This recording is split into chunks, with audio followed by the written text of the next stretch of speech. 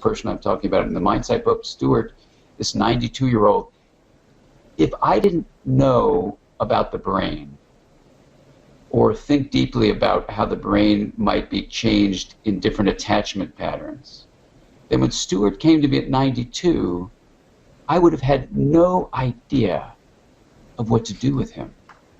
And it was the knowledge about the brain that let me deeply focus in a very rapid kind of way, because as he said, he didn't have much time left on the planet and he wanted to get some work done. You know, we could do the work because the hypothesis was that the narrative he shared with me, which was an avoidant history, which adult dismissing attachment narrative, could be interpreted as a dominance in the left hemisphere. He didn't have enough of his right hemisphere developed because of his own childhood experiences.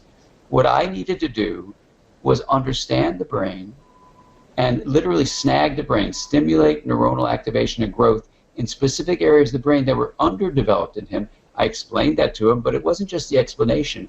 It was the techniques and the steps and the actual action that I carried out with Stuart in therapy would never, ever, ever have happened if it wasn't for my knowledge of the brain. Let me just pause you, and on that point, as a practicing clinician, what have been the biggest differences for what you do with your clients that have come out of your interest and your knowledge about brain science?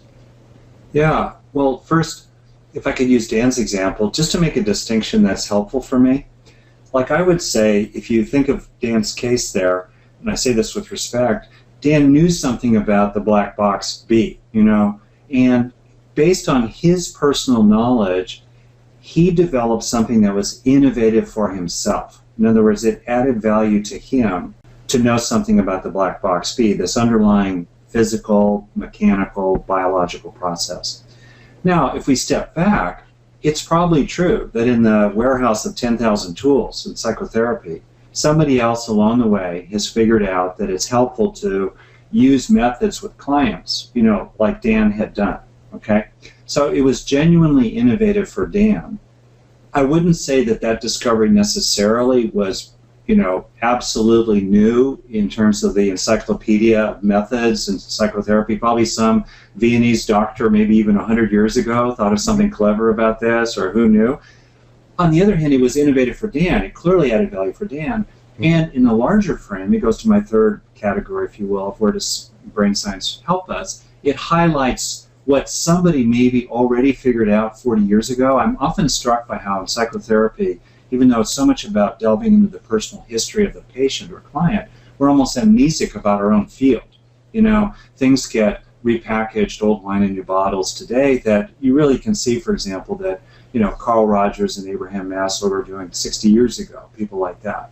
So that said, it doesn't weaken the value. It just puts it into a certain kind of category. And I think critics sit back and they go, well, somebody else already thought of that. Well, that's cool.